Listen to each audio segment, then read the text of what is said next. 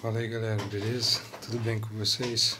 Espero que todos e todas estejam bem. Na aula de hoje, a gente vai refletir um pouco sobre relacionamentos e convivência.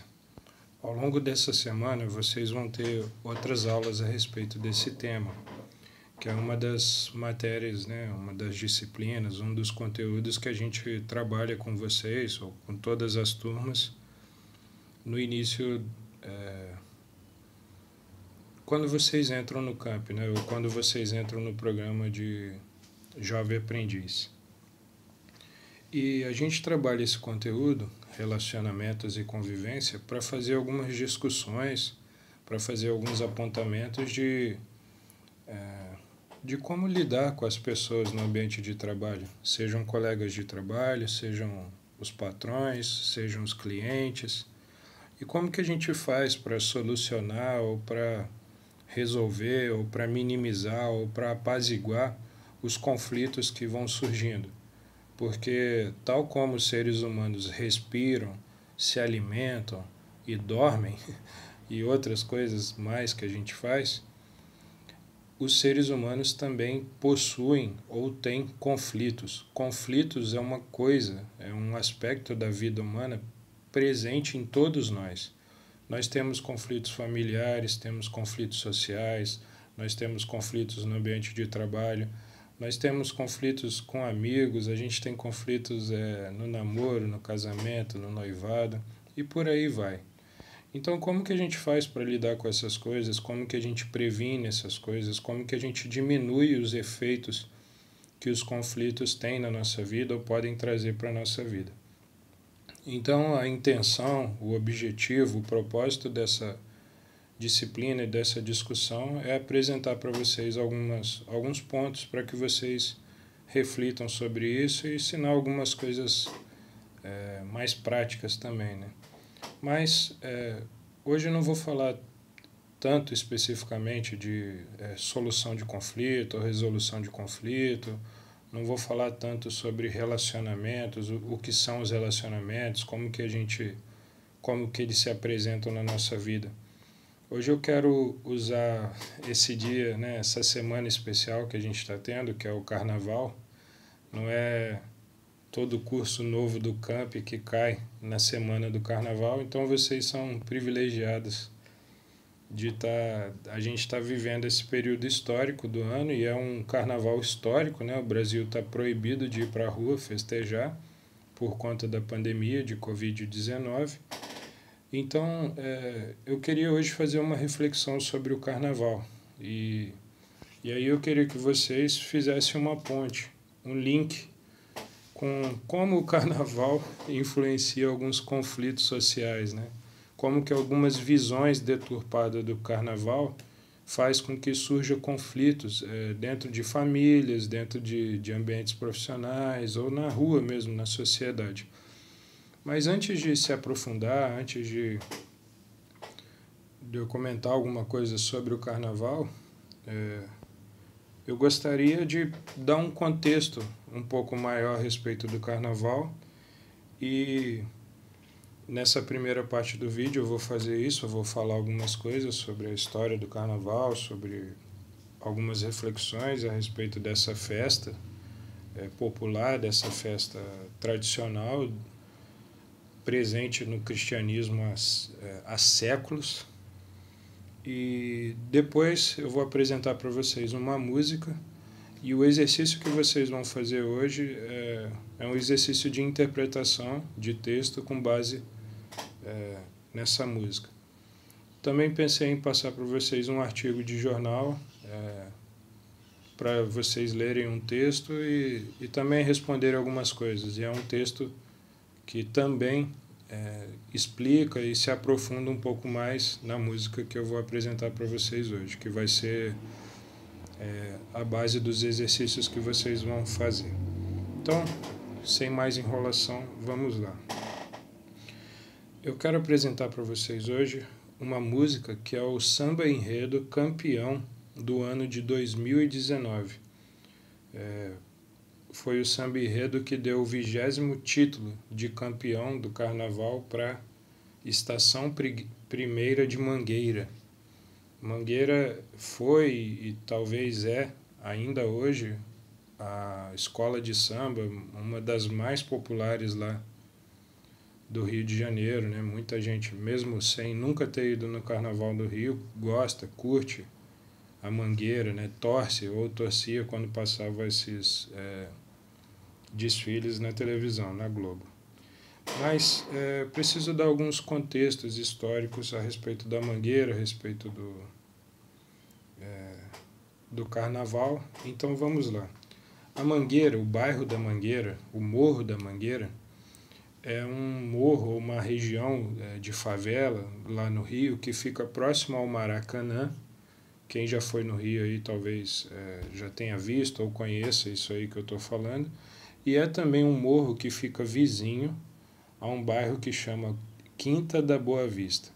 A Quinta da Boa Vista, há muitos anos atrás, era o bairro, era o local, era uma fazenda, era um espaço onde vivia a família real portuguesa. A família real portuguesa veio para o Brasil em 1808, fugindo do Napoleão Bonaparte lá na Europa. O Napoleão estava expandindo os domínios da França, chegou em Portugal. Em vez dos reis, da nobreza, dos príncipes portugueses entrarem em guerra com Napoleão Bonaparte, eles entraram em navios e vieram para o Brasil. Isso foi em 1808. E junto com a família real veio um monte de nobre, um monte de gente rica lá de Portugal. Cerca de 15 mil pessoas, mais ou menos. Tem gente que diz que foi um pouco mais, tem gente que diz que foi um pouco menos, mas foi gente pra caramba. Veio um monte de navio lá de Portugal e se fixou na cidade do Rio. E ali no bairro da Quinta da Boa Vista foi onde eles ficaram morando. E lá foi a casa do Dom Pedro I, do Dom Pedro II durante algum tempo. Aquele museu que queimou no Rio algum tempo atrás, alguns anos atrás, foi o local que era a casa da família real, que era a casa dessa nobreza. E essa casa, esse prédio, né, tempos depois virou um museu, e o Brasil não valoriza suas memórias, né, a ponto de ter deixado esse museu lá de qualquer jeito, e alguns problemas lá do prédio fez com que pegasse fogo lá e a gente perdeu muita coisa importante. Para vocês terem ideia, nesse museu que se incendiou tinha um fóssil de uma preguiça gigante, um bicho preguiça gigante, com mais de quase 3 metros de altura, e foi completamente incinerado. A gente perdeu muita coisa importante lá. Enfim, só um detalhe. Mas nesse local, na Quinta da Boa Vista, o bairro onde ficavam os nobres, os ricos, né, os reis ou imperadores do Brasil, surgiu um morro, assim, um bairro, né, um lugar de habitação, num morro vizinho, do lado da Quinta da Boa Vista. Né? Esse morro era uma região que tinha muitas mangas, né, e ficou com o nome de Mangueira. E as primeiras habitações desse local, desse morro, que fica numa região assim, relativamente central lá no Rio de Janeiro, no início do que a gente chama de Zona Norte, lá no Rio de Janeiro, por volta de 1850 começaram a ter os primeiros moradores nessa localidade. E aí, com o passar dos anos, foram morando, muita gente começou a morar lá, gente que era despejada de outras áreas do Rio, começaram a morar lá. E desde sempre foi um lugar onde tinha muita gente pobre, muita habitação precária. Os principais moradores dessa região, desse morro, né, que o pessoal dava o nome de Mangueira e depois virou, né, a favela da Mangueira, e hoje é chamado de bairro, né, o bairro da Mangueira. Mas as pessoas que foram morar ali eram as descendentes diretas dos libertados, né? Daquelas pessoas que viviam em regime de escravidão no Brasil Lembrando que a escravidão só foi abolida em 1888, no fim dos anos 1800, que é também o que a gente chama de século XIX. Só no final do século XIX. Então, muito recentemente, lembrando que, na verdade, quando o bairro Mangueira surgiu, ainda existia escravos no Brasil. Então, as primeiras pessoas que foram morar lá eram pessoas escravizadas ou que tinham passado pela alforria ou tinham sido libertados ou tinham conseguido comprar sua alforria, sua libertação. E depois, com a abolição da escravatura, mais gente, né, perdeu seus empregos, né, muitas pessoas que trabalhavam para pessoas brancas, né, que eram donas de pessoas escravizadas, elas perderam sua renda, foram expulsas das terras, foram expulsas das casas que moravam, né? Mesmo as precárias, né? Mas essa gente ficou à mercê, ficou sem condições de se manterem, de se sustentarem de maneira adequada. E essas pessoas foram se juntando em alguns morros, em algumas regiões mais distantes lá do Rio, e isso foi a origem do que a gente conhece como favela. Isso aconteceu lá nos anos 1800, 850 em diante. Enfim, mas a estação primeiro, então surgiu esse bairro, um bairro de periferia, uma favela, muita gente morando lá, muitos trabalhadores pobres, muitos negros, muitas negras, muita gente descendente dos escravizados ou dos ex-escravizados. E o bairro foi crescendo, a cidade também, e por volta do ano de 1928, os anos 1900 é o que a gente chama de século XX, então no início do século XX, surge a Estação Primeira de Mangueira, em 1928. E ali a gente começou, na verdade o samba já estava presente na formação da Mangueira, mesmo antes da formação da escola de samba da Mangueira. A Mangueira é considerado um dos berços do samba no Brasil. O samba no Brasil tem origem lá, alguns dizem que tem origem na Bahia e no Rio de Janeiro, mais precisamente. Eu não sei dizer em qual lugar começou primeiro, mas o samba, como a gente conhece hoje, tem influência desses dois lugares, o Rio de Janeiro e a Bahia. E o Morro da Mangueira foi um dos lugares onde surgiu o samba, onde o samba evoluiu. Quem curte pagode, quem curte samba, tem obrigação de conhecer um dos maiores, um dos melhores grupos de samba que o Brasil já teve, que chamava Os Originais do Samba. Um dos integrantes, talvez o mais conhecido desse grupo, frequentava Mangueira muitas vezes e é o famoso Mussum dos Trapalhões, né, que morreu há muitos anos atrás. Ele começou a carreira dele de artista nesse grupo, Os Originais do Samba, e era tão importante, galera, que esse grupo viajou o mundo, foi para o México, foi para os Estados Unidos, foi para a Europa. E depois de um tempo, né, que o Mussum e esse grupo já estavam na estrada, depois o Mussum recebeu o convite para trabalhar com os Trapalhões. E o Mussum foi um dos primeiros artistas negros de destaque na televisão brasileira. Um dos primeiros que fez sucesso, um dos primeiros que era reconhecido por um talento assim maravilhoso, né? Para mim o Mussum era o melhor dos Trapalhões, mas isso é uma conversa para outro dia. Essa personalidade, não só o Mussum, outras personalidades do samba, da cultura, da música do Rio de Janeiro, vieram da Mangueira. Então é um lugar importante. E a Mangueira é um caldeirão cultural. Caldeirão é aquela figura que a gente tem da bruxa, né, que faz as poções. Então, o caldeirão é um lugar onde tem muita mistura. E dessa mistura toda, né, saiu muita riqueza musical, muita riqueza de letra, de música, muita riqueza poética, muita riqueza artística, de pintura, de escultura, enfim, de várias expressões artísticas, né? Porque o carnaval é uma festa que mistura muita coisa. Tem questões da moda, né, de fantasia também, enfim. O carnaval é um caldeirão de cultura, um caldeirão de artesanato, né, de coisas feitas de maneira manual, enfim. É uma das maiores expressões da cultura brasileira. Mesmo quem gosta ou quem não gosta, tá, gente? Isso que eu estou falando aqui não importa. Tem gente que odeia o carnaval, tem gente que ama o carnaval. Independente dos sentimentos que a gente tenha em relação ao carnaval, o carnaval é uma festa importante dentro da cultura e da história brasileira. E antes de falar sobre a música, eu também preciso falar algumas coisas sobre o carnaval em si. E aí eu vou fazer uma ponte com esse lance do relacionamento em convivência.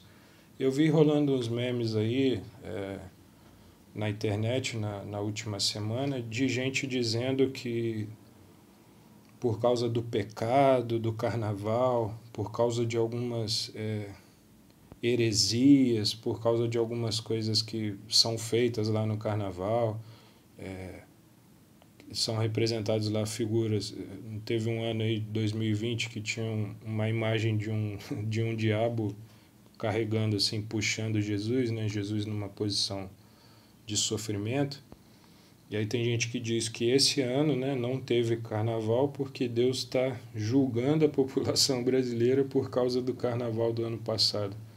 Veja bem como algumas visões distintas do carnaval gera percepções diferentes a respeito dessa festa, e às vezes essas percepções geram até conflitos entre pessoas, entre famílias.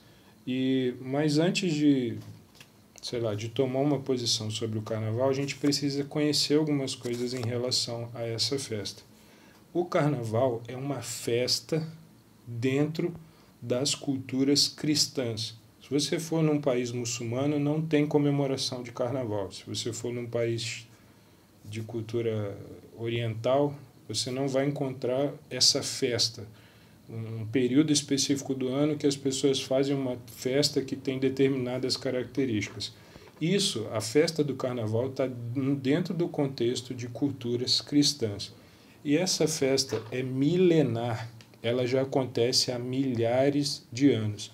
E foi uma festa que ela sofreu e sempre teve muitas misturas, mesmo nas suas origens, porque essa festa, o carnaval, se tornou uma festa cristã, sobretudo a partir da Idade Média, né, que os países europeus, ou os estados, os reinados europeus começaram a se tornar cristãos, foram cristianizados. E tudo que tinha das suas festas populares, dos seus folclores, foram ao longo dos séculos se transformando ou recebendo influências do cristianismo. Tem gente que acha que a palavra carnaval significa festa da carne, mas não é bem exatamente isso, tá, gente? Tem a ver com carne, sim, mas o carnaval é uma festa que tem uma relação com a quaresma. Quem é católico aí deve estar manjando disso, ou deve entender um pouco mais. E o período da quaresma, você fica sem carne, e aí o carnaval era quando a pessoa podia voltar a comer carne. E do ponto de vista antropológico, de qual a função dessa festa, o carnaval sempre foi uma festa de inversão de valores. Ao longo da Idade Média, sim, as pessoas tinha os nobres, que eram os ricos, e nobre era o rei, era o príncipe, era o conde, era o duque, essa galera. Aí tinha os pobres, que eram os camponeses, quem trabalhava no campo, na terra, quem produzia comida, quem fazia roupa, quem construía os castelos, essa gente pobre.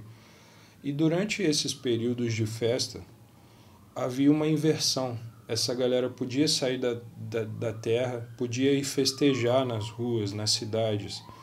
Muitos deles vestiam fantasias como se fossem nobres, para viver aquela sensação, para ter aquela experiência de pelo menos uma vez do ano se sentir ou se parecer como um nobre. E os nobres também, às vezes, se fantasiavam ou se vestiam como os camponeses, como os pobres, para ter aquela experiência. E tem gente que pode falar assim, ai professor, que negócio estranho isso aí, parece meio errado, né? Mas, na verdade, a gente tem que entender o seguinte: o conceito de festa que a gente tem hoje, no século XXI, no ano de 2021, aqui no Brasil, era diferente do conceito de festa que a população da Idade Média ou do início da colonização portuguesa no Brasil tinha. Ao longo da Idade Média, o cristianismo foi fundamental para fazer com que uma grande mudança ocorresse na população. Durante a Idade Média, o riso, a festa, a dança, a alegria, o gozo, a celebração foi considerada pecado, errado, era uma coisa pecaminosa. E ao longo do tempo, com muita instrução, com muita catequese, com muita evangelização, as populações cristãs começaram a deixar de ser alegres. O riso foi considerado pecaminoso pela Igreja Católica e muito também pelas igrejas protestantes, né, a partir do século XVI, de 1500 e pouco em diante, por causa das revoluções, das reformas religiosas que fez surgir os protestantes e por causa de algumas coisas dentro da Igreja Católica, o riso começou a ser considerado pejorativo, a festa também, as celebrações. E isso também aconteceu muito em função por causa da Revolução Industrial. A partir do momento que as cidades, que os países começaram a se tornar mais industriais, eles começaram a se tornar mais urbanos. E uma população, para trabalhar dentro da indústria, ela precisa cumprir horários, ela precisa viver como uma máquina, né? Viver como um robozinho. Então, as festas, as celebrações começaram a ser tratadas de maneira pejorativa. As igrejas, os padres, os pastores começaram a dizer que festejar, que celebrar, que ter momentos para celebração individual e coletiva, que isso era errado, que isso desagradava a Deus, que ia fazer eles irem para o inferno, que essas coisas todas. Então, ao longo da história do cristianismo, sobretudo a partir da Revolução Industrial, duas visões antagônicas surgiram na população, né, nas populações cristãs, nesses países onde o carnaval é celebrado. Sobretudo aqui no Brasil, que o carnaval se transformou em uma celebração muito importante, mais importante do que é em alguns outros países, mas lembrando que o carnaval é uma festa comemorada em muitos países do mundo. E o que eu gostaria que vocês, que todo mundo, que a sociedade brasileira entendesse que o carnaval é importante, ele faz parte da cultura nacional, ele já gerou muita riqueza cultural, musical, poética para a sociedade brasileira.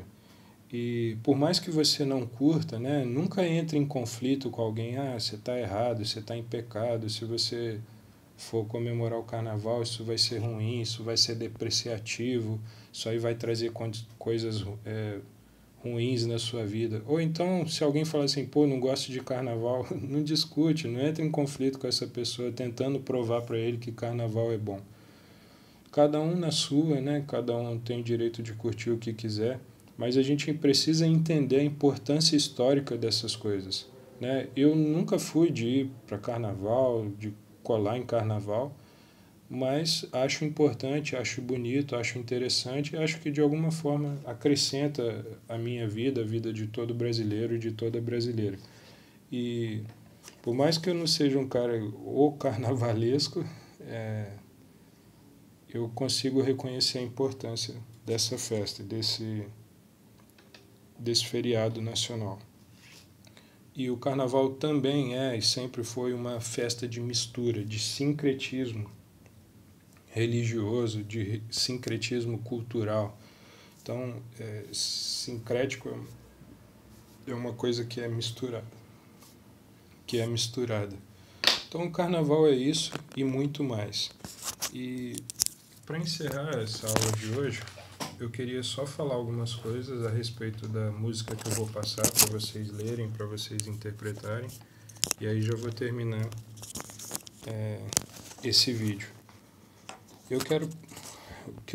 Né, a música que eu gostaria que vocês refletissem, e por que eu estou passando essa música. Você pode ter ouvido as coisas que eu falei e dizer assim, ah, beleza, o que esse maluco aí está falando tem nada a ver. Se você viu as coisas que eu falei e pensou nisso, eu quero te apresentar um samba enredo, porque para você conhecer ou para você gostar ou desgostar de uma coisa, você precisa conhecer a fundo. Então, antigamente, como não curtia tanto carnaval, nunca fui de curtir, eu nunca parei para ouvir um samba enredo. O que essas músicas dizem? O que elas querem dizer? Quais mensagens elas passam? E por causa disso, né, porque eu sei que também muita gente, e talvez aí alguns de vocês nunca tenham parado para ler, para ouvir, para escutar um samba enredo, eu queria apresentar para vocês e mostrar e dar algumas referências para vocês verem como realmente essas músicas são boas, são bonitas, tem muita poesia e pode até nos ensinar algumas coisas, tanto para a nossa vida quanto para a nossa capacidade intelectual, quanto para as nossas informações. E a música que eu queria apresentar para vocês foi o samba enredo que a Mangueira ganhou o Carnaval de 2019. O título, né, desse samba enredo é História para Ninar Gente Grande. História para Ninar Gente Grande. E a música, eu vou falar só alguns trechos que tem na música, depois vocês leem e escutem essa música inteira. Né? A música já começa falando assim... que quer contar a história que a história não conta. Sabe quando a gente ouve falar assim que tem algumas coisas que a gente aprendeu na escola que está errado? E o pessoal sempre dá um exemplo, né? Ah, o Brasil não foi descoberto, o Brasil foi invadido. Essa frase aqui diz respeito a isso, né? A história que a história não conta, que é a história oficial. Né? Tem uma história que a história oficial não conta. E que história é essa? Essa música tenta falar sobre isso. E ela tenta falar sobre os versos que os livros apagaram. Tem história que não... tem detalhes da história que não estão presentes nos livros oficiais da história do Brasil. A música segue e fala um negócio assim: desde 1500 tem mais invasão do que descobrimento. Esse tipo de coisa, né, que a gente não aprende isso cotidianamente na escola, né? A gente vê lá que os portugueses chegaram e não reflete exatamente o que os portugueses vieram fazer aqui, né?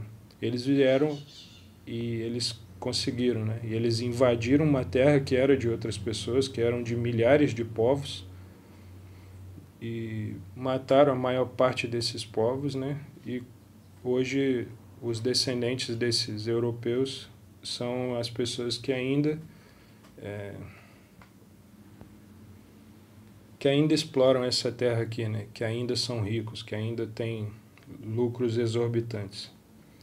A música fala: Brasil, seu nome é Dandara. Quem é Dandara? Dandara foi a companheira do Zumbi de Palmares.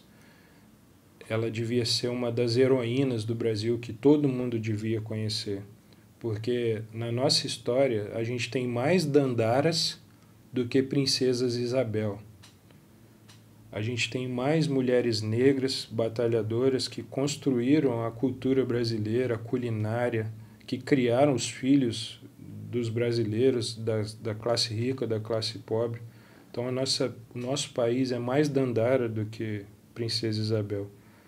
A música fala que Brasil, a tua cara é de Cariri. Cariri é uma região lá do Nordeste, um centro de periferia que foi crescendo e hoje é também um polo cultural. A música fala sobre o dragão do mar de Aracati, que é um apelido, é um título que foi dado a Francisco José do Nascimento, um abolicionista, jangadeiro lá do Ceará, um dos maiores abolicionistas, uma das maiores figuras da história nacional que ninguém conhece, ou quase ninguém conhece. A música também fala dos caboclos de julho, que era a população que lutou pela independência da Bahia. Isso aí foi por volta de 1823. E a música tem uma parte que eu acho muito bonita, fala assim: Brasil, chegou a vez de ouvir as Marias, Mains, Marielles e Malês. As Marias, né? O Brasil é o país de muitas Marias. Eu lembro da música do Milton Nascimento: Maria, Maria, um dom, uma certa magia, uma força que nos alegra. Mains. Quem são os Mains? Quem foram os Mains? Mains eram um grupo de descendentes, né, de pessoas que vieram da África. Luísa Maim foi a mãe de Luiz Gama, um dos maiores abolicionistas do Brasil, poeta, advogado, orador. Luiz Gama viveu de 1830 a 1882. Ele foi um dos maiores abolicionistas e ele morreu antes de ver a abolição chegar. E os Mains estão ligados aos Malês. O Brasil viu lá na Bahia, na região nordeste, lá em 1835, uma revolta de escravizados, que ficou conhecido como a Revolta dos Malês. A gente mal conhece essa história. E também a música fala sobre a Marielle, galera. Quando fala de Marielle, pô, me toca. Às vezes, quando eu lembro da Marielle, eu até choro. Porque ela foi uma mulher vinda de periferia, pobre, que estudou, conseguiu chegar na universidade por causa de um pré-vestibular social, tá, galera? Mulher de periferia, de favela braba, lá no Rio de Janeiro, da região da Maré. Foi morta a tiros, 4 ou 5 tiros na cabeça. Essa morte, para mim, ela revela muita coisa, né? É como se os poderosos no Brasil atirassem na cabeça do pobre e da pobre para falar assim, ó: vocês não podem pensar, vocês não podem falar, vocês não podem exigir os direitos de vocês. E esse samba enredo faz uma homenagem a Marielle, que é uma das mulheres mais importantes da história do Brasil, eu posso afirmar isso. E é uma mártir. É uma mártir que morreu pela justiça, né? Ela tentava fazer justiça, né? Ela lutava contra as injustiças que acontecem no Rio de Janeiro, e por causa disso ela foi morta, ela e o seu motorista. E a música termina assim: dos Brasis que se faz um país de lecis e jamelões. Jamelão, um compositor de samba, quem é a galera aí do pagode do samba já talvez tenha ouvido falar desse nome. E Leci é um pouco mais conhecido, a Leci Brandão, também uma sambista, uma pessoa importante na cultura nacional. Também foi, se eu não me engano, a primeira vereadora negra eleita em São Paulo. E a Leci Brandão é autora de uma música que eu gosto muito, que ficou conhecida numa versão do Seu Jorge, que chama Zé do Caroço, que, enfim, fala, né, de um enredo lá, de uma história que acontece na Mangueira.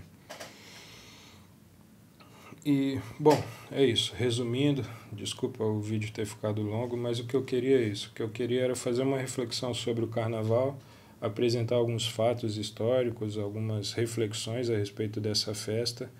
E eu estou fazendo isso porque eu sei que essa festa específica gera alguns conflitos na sociedade brasileira. Conflitos por causa de questões religiosas ou por questões econômicas. Tem gente que não entende a importância dessa festa. O que eu gostaria de falar e apresentar para vocês é alguns argumentos para que essa festa, que é importante do ponto de vista cultural, não gere conflitos na sua vida, na vida da população, com quem você conviver, né? E a gente precisa aprender a se relacionar com outras pessoas. Quem gosta de determinadas festas, quem gosta de dançar, quem gosta de beber um pouco, a gente tem que aprender a conviver com as diferenças nacionais, sem ficar acusando e dizendo: isso aqui presta, isso aqui não presta. Eu posso ter uma relação de eu gosto ou não gosto, mas eu não posso ficar desprezando a cultura brasileira, a cultura nacional. Isso só gera conflitos entre a população. E não é isso que a gente precisa. O Brasil é um país extremamente conflituoso, cheio de violências, cheio de questões enfim, complicadas que a gente quer evitar, a gente não quer passar por elas. Galera, obrigado pela paciência, espero que vocês tenham um bom feriado aí de carnaval e uma boa semana. Grande abraço, tchau.